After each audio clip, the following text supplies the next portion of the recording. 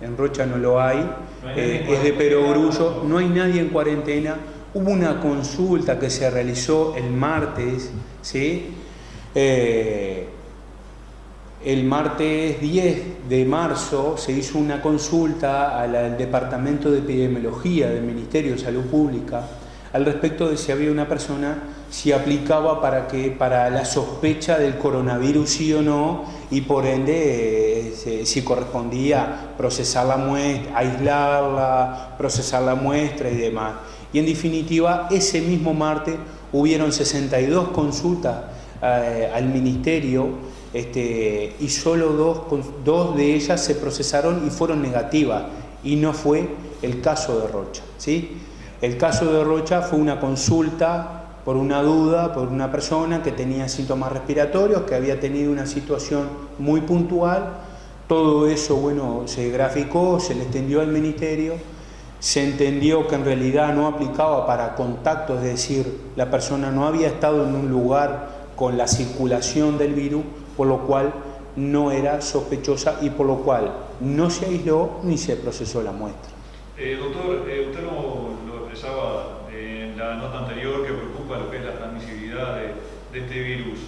¿Complica, como puede haber sucedido en Italia, como usted bien decía con los audios de WhatsApp, la sobredemanda, la sobrecarga del sistema sanitario, la propia saturación del sistema de salud, más que nada en Rocha? Sí, eso preocupa y preocupa en todos lados, porque en realidad la idea es, nos tenemos que ocupar, tenemos que encontrar la justa medida a esta situación, pero no dejarnos entrar en pánico. Es decir, es lógico y atendible que una persona quiera tener un frasco de 1 litro de alcohol gel en su casa, ¿sí? Para cuando empiece la circulación del virus y tomar las medidas y demás. Pongo este ejemplo muy gráfico, pero creo que de esto se puede extender a todo.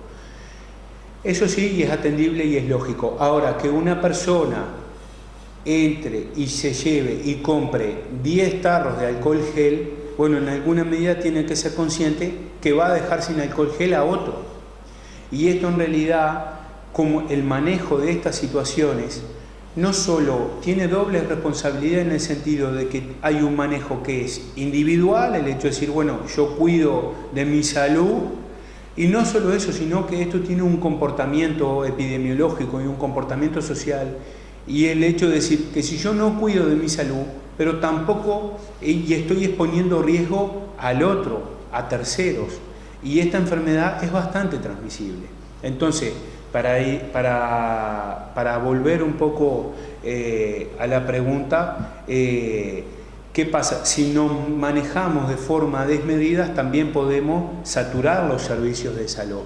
Y en este caso no es de capricho, por eso están en todas las recomendaciones sanitarias, la Organización Mundial de la Salud, y de ahí el Ministerio, y de ahí los distintos prestadores de salud, y Comero que agarra y dice, bueno, vamos a tratar de intentar que la consulta médica sea a nivel domiciliario, después vamos a instrumentar de qué forma podemos facilitar eso. De repente capaz que para los primeros casos, bueno, el hecho de decir, vamos a establecer un horario del día en el cual vamos a ir a atender a los pacientes con síntomas respiratorios. Está claro que las personas que no solo tengan tos y fiebre y que tengan algún otro elemento de alarma, bueno, no va a poder esperar mediodía para que vaya alguien a verlo, eso también, y hace un poco el desafío de lo que estamos articulando, ¿no? Y armando en el hecho de decir, bueno, y las medidas, distintos tipos de medidas de forma escalonada. Un poco de conducta cívica, por así decirlo, ¿verdad? Justamente, se apela a eso, ¿no? Acá hay una doble responsabilidad, una responsabilidad individual y una responsabilidad colectiva.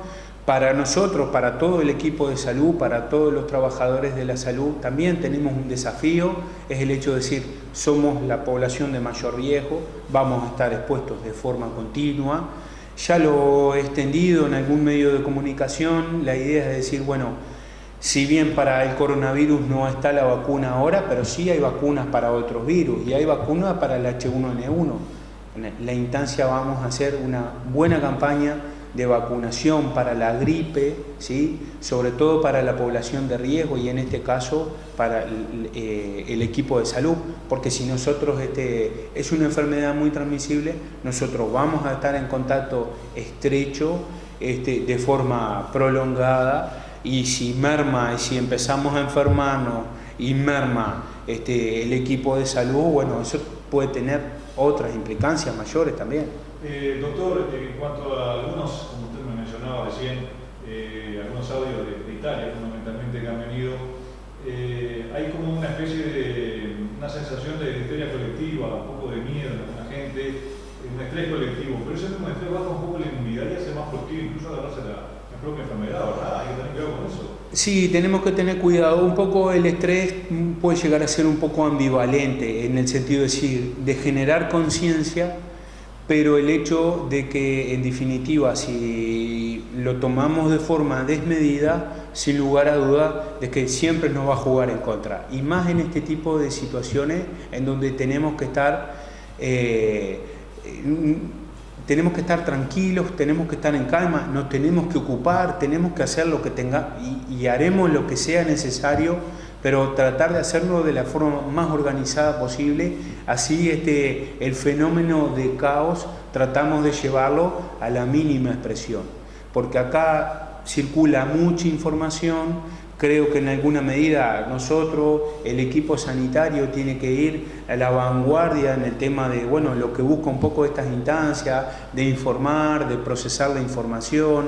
Hay mucha información, hay formación oficial, podemos de repente entrar, el uso de Internet está ampliamente extendido, no es una novedad, están las plataformas, la página de la Organización Mundial de la Salud, de distintas otras, pero ahí hay información para todo público, para los profesionales de la salud, pero para la población en general también.